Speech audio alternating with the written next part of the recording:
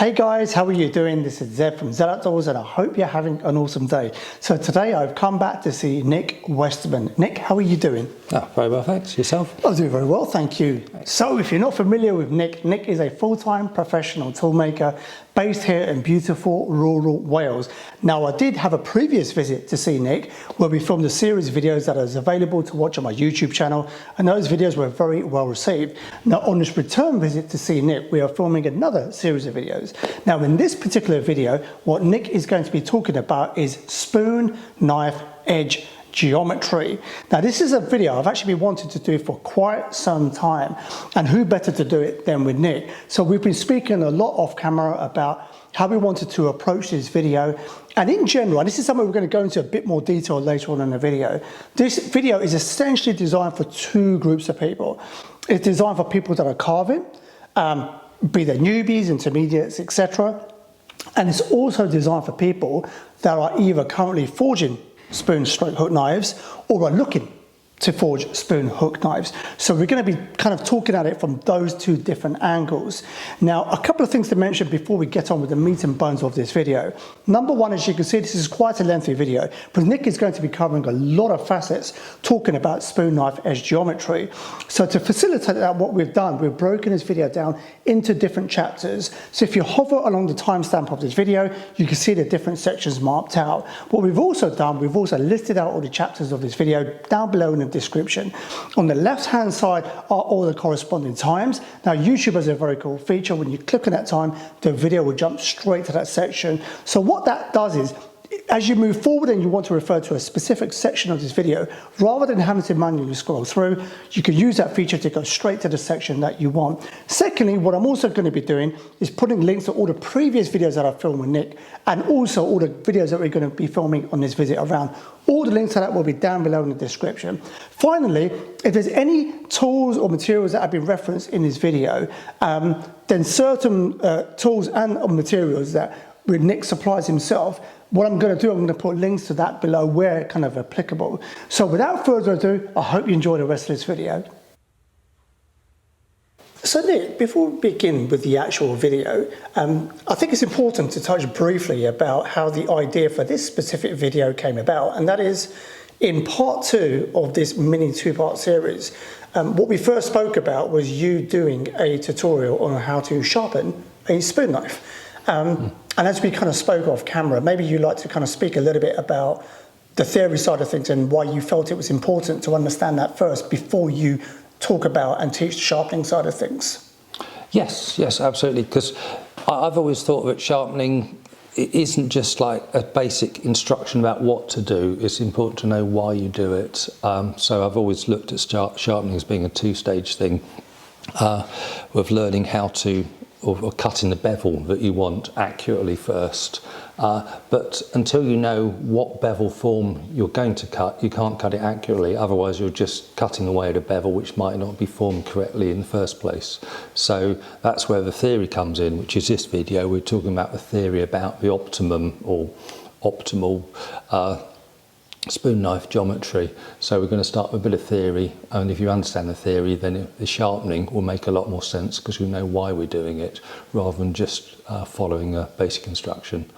So to that end, I'm going to start with a series of diagrams which I've done for a long time now, and you may have seen either from me or in different forms, but I'm going to look at spoon knife geometry, and I'm just going to draw a couple of basic spoon, that's not very well carved spoon bowl, but if you've got a couple of carved spoon bowls that you're trying to carve out, if you start with a blade which has got a flat bevel, a long flat bevel, like this, and hopefully straight, and then you know, the curl's going to come here, the chip will come here. What you'll find, as you'll know if you're carving with a slide knife, if you're trying to carve round inside a concave shape with, say, a slide knife which has got a straight bevel, is that you're going to have 2 points of contact. You're going to have where the edge is actually cutting, then the back of a bevel is going to be rubbing, and that will push up, which will push the blade in, so it will tend to bite in, and then you'll pull it out. to keep on the cut, and you'll get chatter, which you'll have often seen, which is why a spoon knife shouldn't really have a long straight bevel, because it's not going to cut very well. A better form is to have a bevel which pretty much matches the curve of the cut, so you don't get this digging in effect. And obviously it's not going to match perfectly. At a certain point it's going to diverge. But something like this is much less likely to give chatter, because there's no distinct point where it's going to be digging in. You can see if you've got a straight bevel like this, or something which mimics a straight bevel, just the fact that you go back to the flat section of the blade is enough. You're never going to get any contact here. So sometimes you'll see a back bevel cut in a blade, and that's pretty pointless really, in my opinion, because you can see you've already got clearance of this point. This is the point of contact.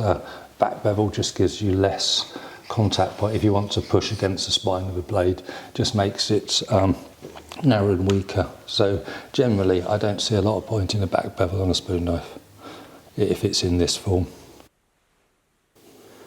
So in short, the bevel on a spoon knife is shaped the way it is in order to get a cleaner cut when hollowing, basically.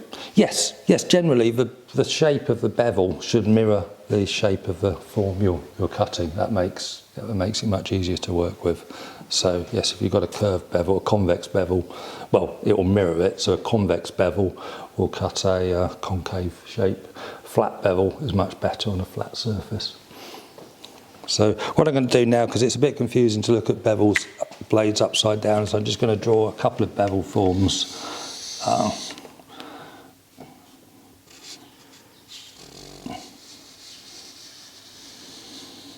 And I'll round the back because it's nicer to push against a round back. And then this is a simpler bevel form, but it's pretty simple. So what we have here is my sort of optimum bevel form, which is, if it's flat on the bottom, that makes it relatively easy to sharpen. This is like if you were, say, going to rough out a knife. This is sort of talking to a maker, I suppose. If you're going to rough out a knife, it can make sense to pre-grind at least some of it in. So you could grind a bit along here. So this is obviously, we're talking about a blade. Let's see my attempts at drawing 3D. This is a cross section of a blade, obviously. So you'd have a long blade like that, which you've already pre-ground some of it on. And then, to say this is the blade, and then you'd bend it into your spoon knife shape. Unfortunately, what happens, steel acts in precisely the way you don't want it to act when making a spoon knife, which makes it difficult. There's an effect called crowning, which does make it much more difficult to make a spoon knife. When you bend a piece of steel, it doesn't stay flat. So I've got this piece of steel here, which which is my ground surface, we put up against here, you can see is dead flat. If I bend it now into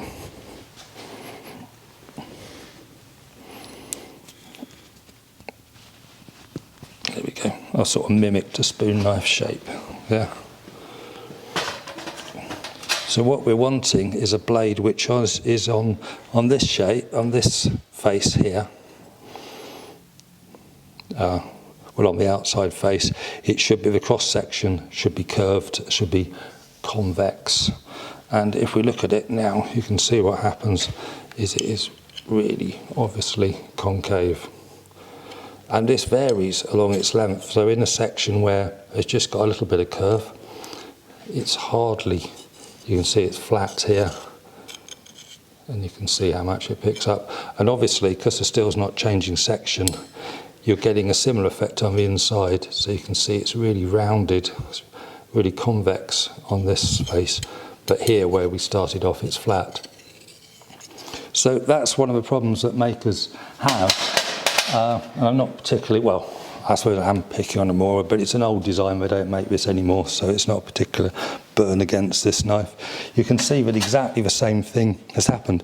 And interestingly, if you look at Amora, I'm pretty certain that they did actually try and address this by hollow grinding the inside bevel. So if you look at this closer, you can see that the inside was actually slightly hollow ground. So if I put my straight edge up, really, I'm not sure if you can pick that up, but you can see light. You get light under there?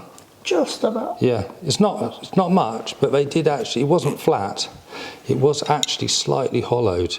And the problem is that as they bent, this crowning affected it, and it took the hollow out. So you get a point where it was hollowed, and here it was flat, and then back into here, we're into convex. So it's definitely convex here. So the fact that that changed along its length suggests to me that it was ground first, and then it was bent, which is a much easier way to do it, is the cheapest option. And that's one of the problems. And the same here is they'd obviously ground these bevels before bending it. So at this point they ground it flat, and you can see that you've got a flat bevel here, which is sort of all right. We're mimicking this design. That's not the end of the world. You see that's flat there? Yeah. But then as you come up to a curved, where it curves a lot, it's actually hollow. I can see light under there quite, I don't know if you can, but yes, it's actually hollowed. So so you've ended up with a precise opposite of what you want. If we go to a cross section, say we have this blade, and you just grind this blade on a flat piece of steel and bend it, when you finish, what's going to happen is that this surface, which you ideally want to be flat, is going to be convex, and these surfaces here are going to be concave. Exaggerating, but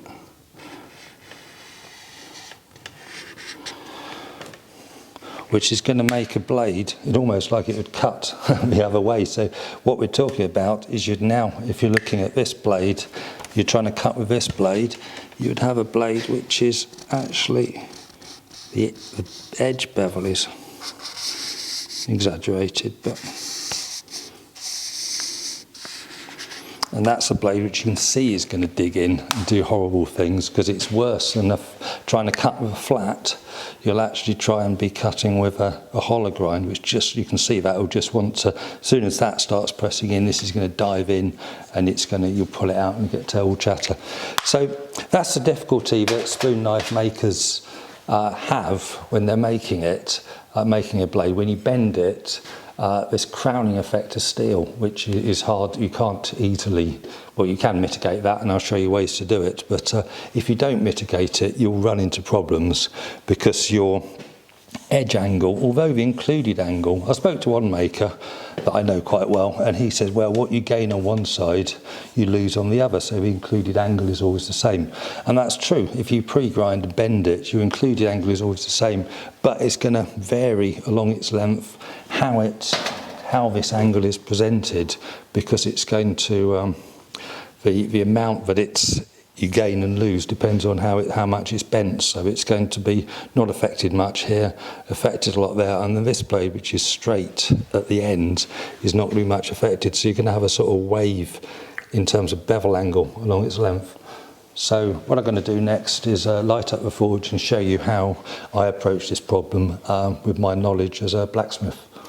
And just to kind of recap then on a very kind of basic level, what you're talking about here is in kind of the general production of spoon knives. And once again, I'm saying this in a very, very basic surface level way. And that is, you're essentially bending a piece of steel. Yes. And so what you're talking about here is, if you just bend a flat piece of steel, you're going to get the crowning effect that you talked about. So you're not actually going to get the optimal shape for kind of like carving a hollow, okay, using a spoon knife. So in this next section now, what are you going to do? Are you then going to kind of like talk about the crowning when it comes to forging and how you mitigate that? Yes, I will. I'll be talking about how I already knew how to mitigate that, because a similar issue comes up when you're making hinges for a door, and there's a traditional way that blacksmiths have mitigated this crowning effect. So I thought I'd like mix it up a bit and forge a couple of hinges and show you yeah, so also my roots as a blacksmith as to how I approach this, because everybody's going to have a different approach to doing it, but how how my roots influence my approach to sorting out this problem.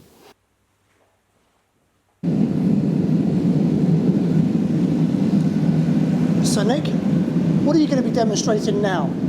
Well, I'm going to pretend this is a long strap hinge, so I've cut a section off. I'm going to basically wrap a hinge round to this, I think it's 12mm diameter bar, so that's what I'm going to be doing, and you'll see how the crowning effect messes up the hinge.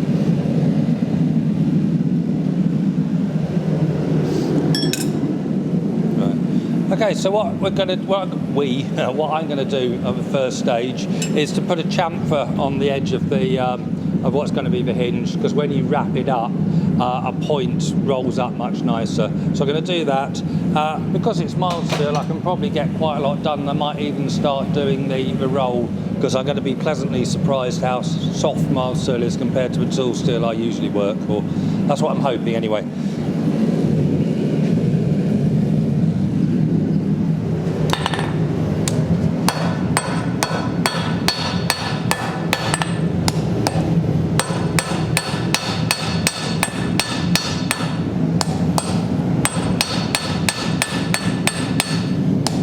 That's a chamfer done.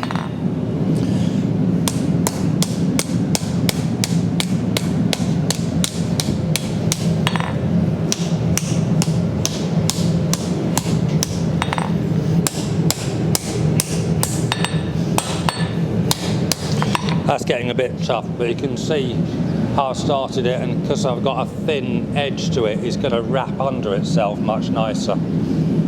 So.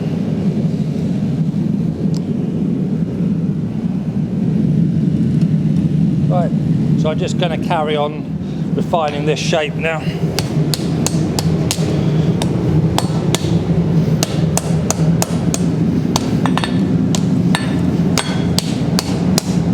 Yeah.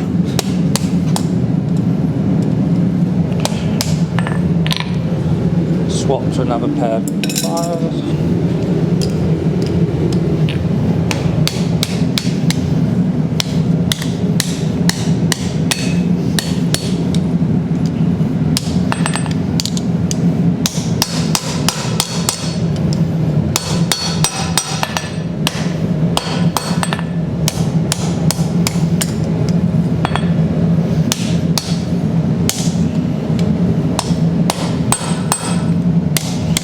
I'll put it in for one more heat, but you can see how the little lip I've forged is starting to roll over, so it will make a nicer, tighter barrel.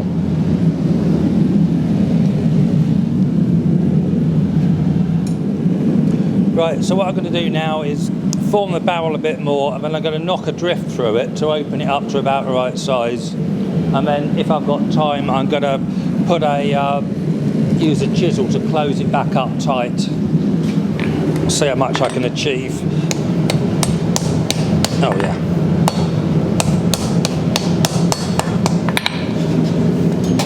Drift goes in.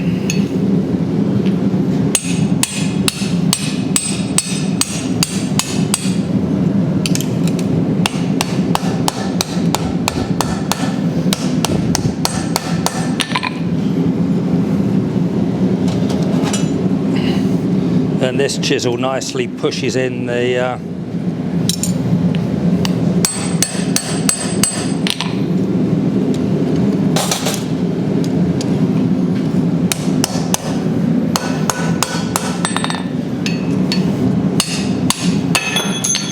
and I've got to remember that's hot.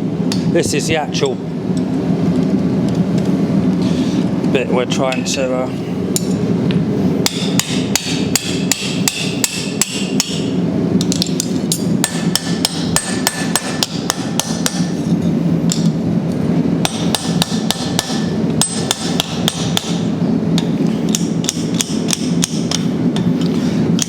as the steel's cooling, it's shrinking on, so it's actually quite a decent fit. But that's the hinge completed. And yeah, it's not a bad fit, but what you'll notice, if you put a straight edge up to it, I'm not sure how you want to film that, but you can see there's quite a lot of crowning. Hold it up to the light. Is that working? Just about, yeah. Yeah. You can see that there's crowning, and that crowning, that rounding on the outside doesn't matter, but it means that the holes on the outside are going to be larger than the hole in the middle. So when we put this drift in, you get a lot of wobble. You can see the bearing surface isn't good because the tightest section is here and the loosest section is there. So even though you've got quite a wide hinge, it's not actually going to make a brilliant bearing surface. Although, to be honest, I've done a fairly good job on that. I mean, that's really not too bad. But you can see how the crowning has affected that and made it more difficult. It's been helped a bit by the fact that when I've been forging it down and I do this, I'm actually knocking the crowning out of it, which isn't an option when you're making a spoon knife. So I'll show you one solution that blacksmiths, I mean, you could just carry on forging it down, forging the crowning out, but that takes quite a long time. I'll show you another solution which blacksmiths have used for a long time. I'll just put a piece of steel in.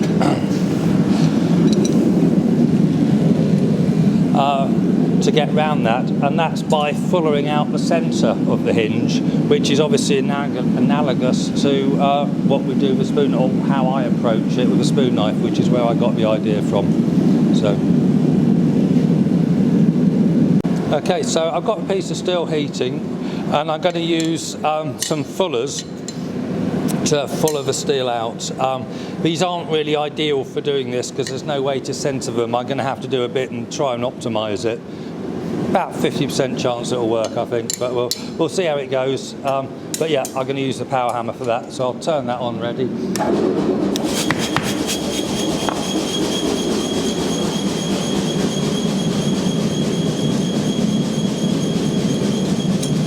Yeah, this way round.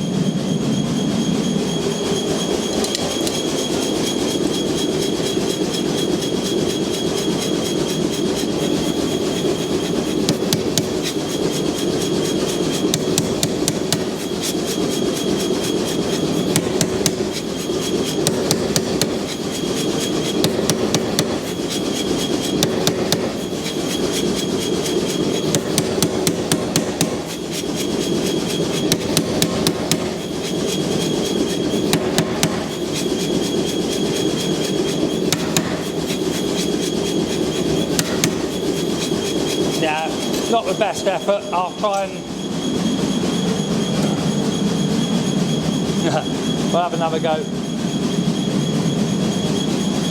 I was off. I can't see what I'm doing. I will go from the other end.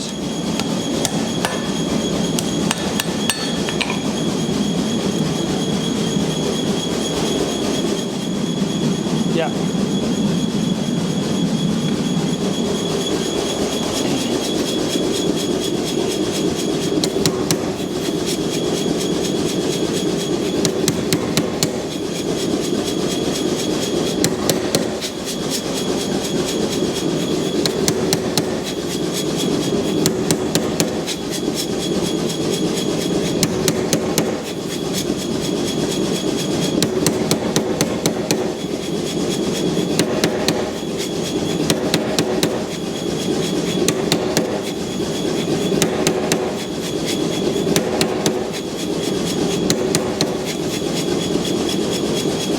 Well, not brilliant, but that'll do for fullering. It's better at that end, but you get the idea what I'm trying to achieve. Right, so what I'm going to do now is basically do the same as I did before. I'm going to put a taper the end, try and true it up a bit because I haven't done a brilliant job of fullering, and then roll it up.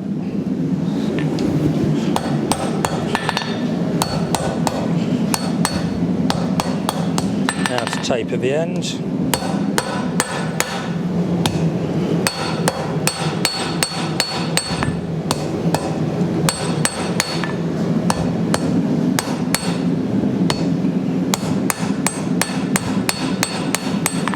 very thin. Right, I've run out of heat, so I'll wrap that up. Right, so I'm going to try and clean up the fullering after my first go at forging.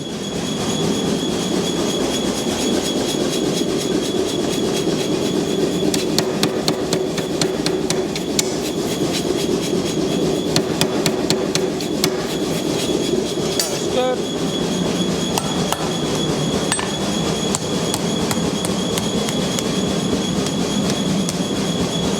Nah, it's too cold. I will. Right, so I'm going to carry on rolling this up.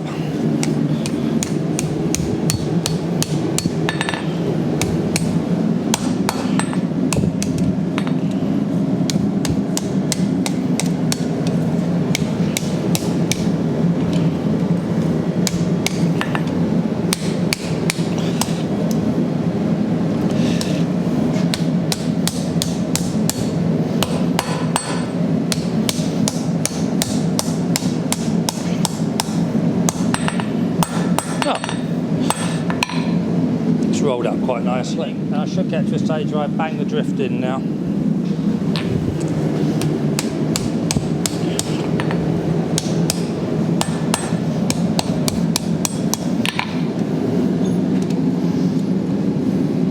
That should fold that lip round quite nicely.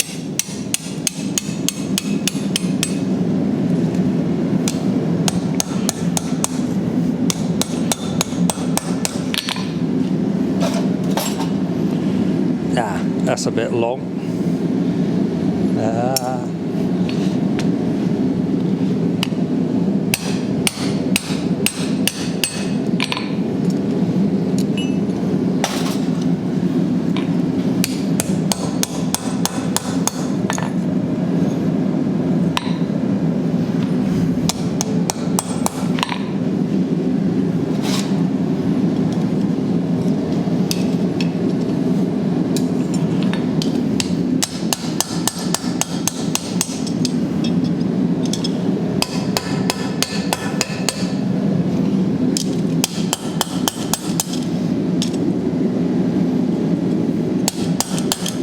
There we go.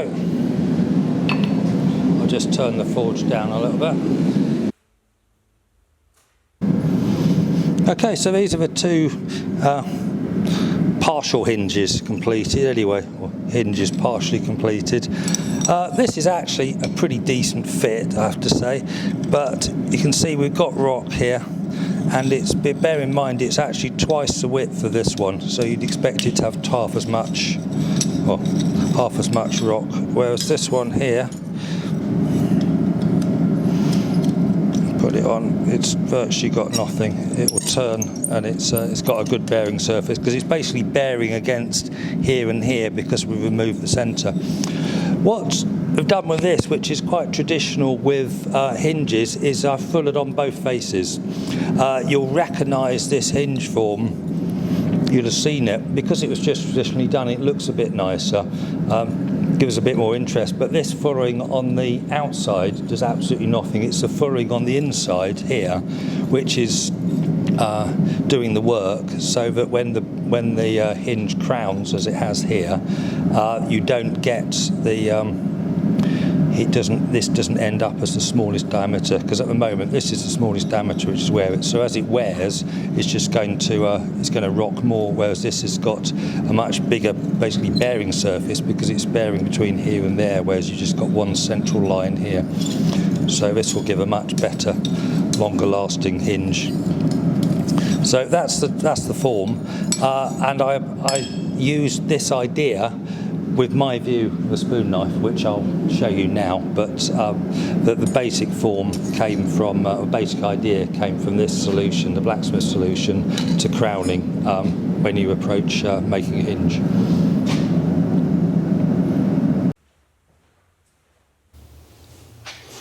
Okay, so we looked at the problem that you get with forging a spoon knife, or bending a spoon knife, because this is done cold, it's not forging. is the crowning effect. I've showed you how a blacksmith would mitigate it with hinges, and how I used a similar method, or said that I used a similar method when I did spoon knives. So this is one of mine, and what I've done is I've forged the inside, or hollowed the inside, fullered the inside to form two, well, when you sharpen it, you form two rails, and I'll touch more about some benefits of hollow form in the sharpening video. But for now, the main reason I did this was to mitigate the effect of the crowning. How you actually do this hollow, if that's how you choose to do it. I mean, one option is, of course, just to bend your spoon knife. You'll get this crowning effect and then grind the inside flat again, which is a perfectly valid way of doing it, but I think it's easier to address it before you do the bending, which is why I do the fullering when the blade's straight. So, or do the hollowing. So there's different ways you could do the hollowing. You could just have a blade, you could just, if this is actually your blank here, let's actually show what it looked like. Something like that. So you could just grind it out, which is stock removal method, so you're losing steel. That's probably your most accurate, but you end up with a flat back, and the crowning effect is then going to make that also end up hollow, which isn't really what you want. You could fuller against a flat backing, which the steel's got to go somewhere, so it's going to bulge out a bit. But you could fuller just on one side, or what I do is I fuller between convex and a concave fuller, which cups or bends the steel, so you can see where it ends up. One thing to note is your edges are no longer going to be parallel because it's moved round a corner, so you need to be aware that you haven't quite got, it doesn't really matter, but you won't end up with parallel sides to it. One thing to be aware of is that when you've done your whatever way you've hollowed, when you then bend the blade up, depending on where it is on the blade, the crowning is going to undo your hollowing. And in this area, the amount of the crowning effect is going to have very minimal effect, so you'll almost end up with exactly the same shape you started with, whereas it's going to get progressively more as you get round the curve. On the Mora, because it's formed cold, it's quite difficult to get this final cut, so it actually straightens out here, so you'd expect that you're going to get less crowning effect here because it's straight, so you're going to get most crowning effect here, so you expect the blade to be fairly flat on the inside here and more crowned there. But on a forged blade, because you forge it hot, you tend to, you can see I've got a fairly even curve all the way around, so you'd expect that you get minimal crowning effect here and then progressively more towards the end. So basically your hollowing is going to be undone more towards the end. So your depth of hollow, if you went with a constant, if you fullered in a constant radius all the way along it, you're going to get less of a hollow here because of the crowning. So my approach to that is to actually not fuller at a constant radius. I'll be fullering more towards fullering to a tighter radius in this area, so the crowning effect, when it undoes it, puts you back to the same sort of radius all the way along, so the hollow is more even along the ends. So this allows you to get a nice even rails right to the tip, where sometimes you'll see that they can get flattened out. If you use the same radius here as there, the crowning effect will flatten that out. These blades are fairly parallel, but if you've got a blade which is very tapered, if you were to fuller to the same radius all the way along, because the segment is going to be shorter at the end, you'll see you're going to get a much shallower, even if you didn't have this crowning effect, even if you had a constant radius blade, the depth of your hollows is going to vary depending on the length of, that's a bit unfair, but you know what I mean, depending on the width of your blade. So that's another reason to possibly vary the depth of your fullering, or the radius of your fullering, is to look at that rather than just say spoon knives are, radius at or fullered at 50 millimeters. So it's for me, it's not a constant thing. It will depend on the design of the blade. obviously with something like a Tucker cam, which if you've got a Tucker cam with a constant radius, because it's a constant radius, the amount of crowning effect is even all the way along, so you can pretty much fuller to the same diameter all the way around. That's kind of a part question, but also part, I guess, summary, is when making spoon knives, if you do it without any fullering to the kind of the initial piece of steel, and then you kind of bend it, then like you said, you get the crown effect, in essence. Yes, yeah. And so what you've kind of, worked on over the many years and with your blacksmithing background is by fullering, you're largely mitigating that crowning. And then moving on from there, you found that adding on the fullering, but in kind of, depending on how much you're going to be bending the final kind of spoon knife and the shape of it, etc., you're also adjusting the fullering in terms of how deep you go, how kind of far you take it, etc. And so the kind of question in relation to that is, would I be right in saying then, so if you have, for example, let's just say the kind of lower budget spoon knives, okay, in terms of pricing, and I'm not just kind of picking a Mora, we just simply happen to have the Mora here, and obviously it is one of the most kind of well-known that are out there. So because they're producing in such huge quantities and they want to keep the price down, and obviously they're more than capable of doing things like fullering, right? Like what you're doing. But would I be right in saying that because they don't do that, they are then able to keep that price down because there's no extra steps they have to take in the manufacturing and subsequently sell it at the price they sell it. But then someone like yourself who is doing the fullering and who is mitigating the crowning, etc., that also results in more work and then subsequently then obviously reflects on the price. So it's a very long-winded question of saying that to kind of get the ultimate shape that is kind of optimal in terms of no crowning and etc., that is just simply more steps involved in the manufacturing, and therefore that will have an impact on the price. Yes, absolutely, yes, yeah. I mean, that's why I'm doing it, is to make the best spoon knife that I could, well, within reason.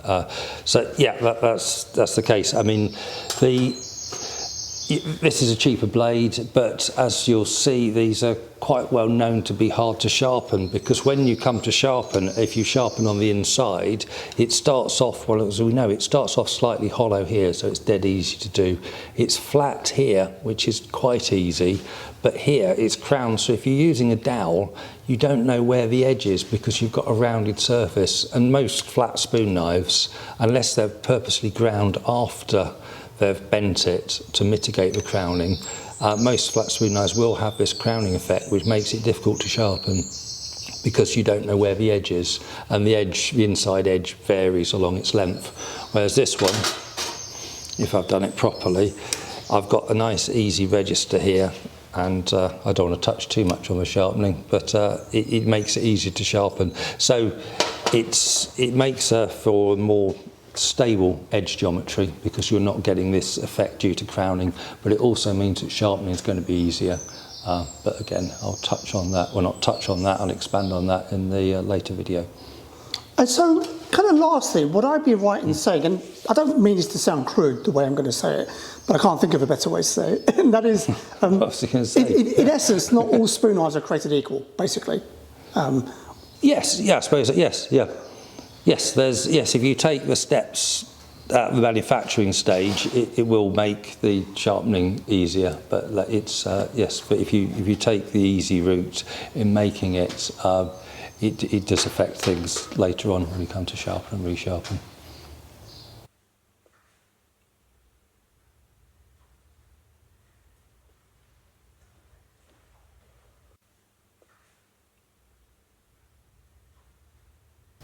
So there you have it, my friends. That is a wrap for this video. Nick, thank you so much. Oh, thank you. It was good. It was a really insightful video for me to record. I always say this on a lot of videos, and it's the truth. I'm always learning, especially when I'm on kind of filming with makers like Nick, and this video was no different. So, as we kind of alluded to during the video, the reason the inspiration for this particular video came about is we were speaking, me and Nick were speaking, obviously in the lead up for me visiting him on this particular occasion, about the kind of videos that we want to film. And I was very eager to film a video on Nick's sharpening process for kind of curved stroke spoon knives. And from there, we had a lot of back and forth, and then Nick was really eager to talk about a lot of the theory, because as he's kind of spoken throughout this entire video, by having a deep understanding of the theory of a spoon knife and exactly kind of what's going on, then obviously it makes it a lot more effective to then go ahead and sharpen, because you have a better understanding of kind of what is at play here. And I think I did mention it earlier in the conversation that I was unaware of this kind of issues when you kind of bend steel, only up until a few years ago when I spoke to both Lee Stoffer and Sean Hellman respectively. Lee Stoffer has appeared on previous videos, and Sean Hellman would hopefully be appearing on a future video. And it was those guys, when I was given another spoon knife by another maker, that issue was kind of brought up, and I was completely unaware of it. So I felt it's not really something that's discussed a hell of a lot, if at all really, in our community or the public stage. So obviously with the channel that I run here, Z Outdoors, and partnering up with Nick on this video, I felt who better to kind of talk about this. So it's a bit of kind of geeking out, I understand, but it's so important you understand the subtleties without going way too down the kind of rabbit hole of exactly what's going on. But even just enough of an understanding, which Nick has hopefully kind of illustrated on this video, that you kind of understand, well, what's going on here in the manufacturing of a spoon knife. And then that will obviously dictate on how you then go about sharpening a spoon stroke hook knife for carving. And as we mentioned, this is the part one. Now in the next part of this mini series, Nick is going to be showing his entire process for now sharpening a curved blade. So hopefully you can take all the knowledge that you gained in this video, and we can now then apply it in the second video. So that second video, if you check the link below in the description, it will also be pinned to the top of the comments. Highly recommend you go check that out, when Nick is now going to proceed to show his personal sharpening process. As I've also mentioned at the beginning of this video, I filmed with Nick previously, as well as on this particular visit down to see him. All the other videos that we have filmed will also be linked to down below in the description, and I will also put a link to Nick's social media website where you can find out more about the work that he's doing. Now, one thing I did want to talk about as well, something me and Nick were talking about off camera, and that is you were talking about a potential development in terms of collaboration with the Bodgers Association. So would you like to talk a little bit more about that?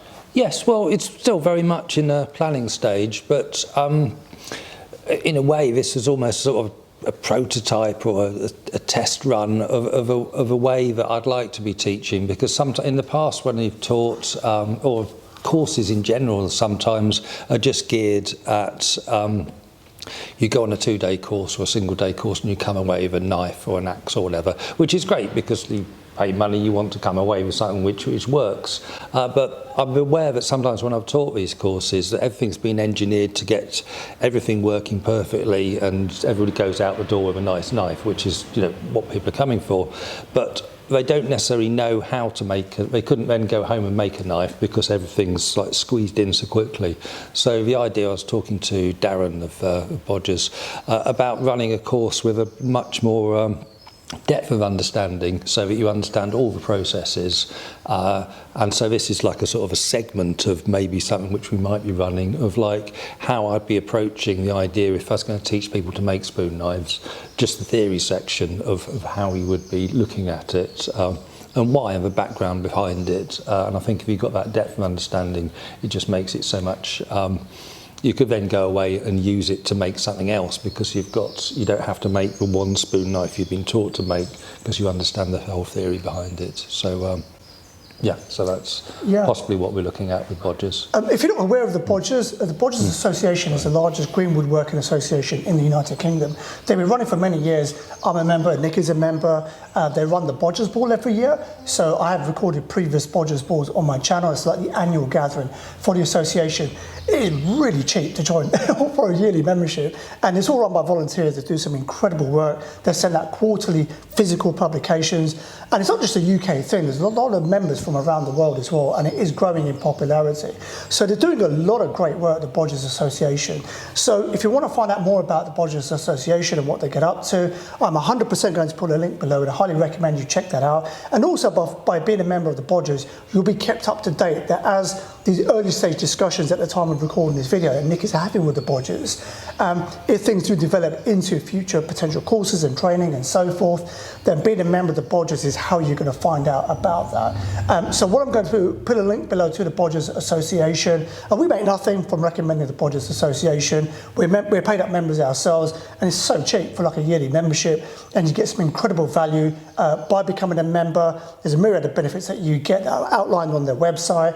But like I said, you know, it's a great place to kind of be in touch with the Greenwood working universe, right? Not just here in the UK, but also abroad. The final thing I do want to touch on, this is something which is very important for both me and Nick, is everything that we covered in this video, we by no means whatsoever want any of it to sound even the slightest bit disparaging to other makers, be it big companies or individuals making spoon knives. This is not a dig at anyone else. This is just simply talking about kind of like what is going on in the manufacturing in general and pros and cons to either process. I mean, would you say that was the case that? Yes, absolutely, and I thought quite carefully how to talk about it without, you know, and which is why we've chosen a spoon knife which is no longer made. So, like, there's no. Yes, I'm just trying to, and it's my opinion. Like, if you disagree, that's fine as well. Yes, but, it was important we stress out because we didn't want and it was the other thing I was actually going to say, that everything Nick has discussed here in his video is just simply his own experience, which has been quite vast and quite extensive. But nonetheless, it's just simply Nick's experience and Nick's personal opinion. He's not telling you this is gospel. This is just the way, you know, he has come through all of his years of making, I would say, thousands of kind of a myriad of kind of curved knives that he has kind of learned is kind of at this stage the optimal way to kind of do things. But we did also, just like I said, want to stress out we're not by any means having a dig at anyone or anything in regards to other spoon knives that are on the market, especially Mora or other makers that are out there. So like I said, guys, everything that we've referenced throughout this video will be down below, and also the part 2 to this little mini part series where Nick is going to be showing his entire process for sharpening a curved knife. And this video will hopefully serve as a very solid grounding to jump straight into the sharpening process. But like I said, you know, and Nick has already referenced, you can go straight into sharpening a spoon knife, and that's fantastic. But by having a deeper understanding of exactly what's going on when it comes to edge geometry, it then allows you to get a much more deeper understanding of the sharpening process and kind of exactly what is going on. So like I said, links to everything down below. The final ask I do have of you is, as our way of saying thank you to Nick for allowing me to record this video and all this information that he shared, is I'll put a link below to the Instagram that Nick has and also his website, and it will mean the world to me if you kind of go over there, give that a follow and check that out, just as our way of saying thank you for Nick allowing me into his space to record this video and share this kind of knowledge. So Nick, a sincere thank you once again. Yeah, it's been good to geek out with you. It has. It's been good to document the geekness. I do love it. But no, seriously, thank you so much. Nick put a lot of work into this video, you know, in terms of exactly what he wanted to cover, how he wanted to cover it. And it just shows, hopefully, in this video. I mean, I've learned, genuinely, sincerely, I've learned a ton, you know, filming this video. So like I said, guys, links down below to every single thing that we've referenced. And also, like I mentioned, there's various kind of timestamps to guide you through all the different sections on this video. So without further ado, like I said, we do look forward to seeing you in the next installment of this series. And until then, I hope whatever you do, you have a blessed day, a blessed week ahead. From Nick Westermann and myself, Outdoors, peace out.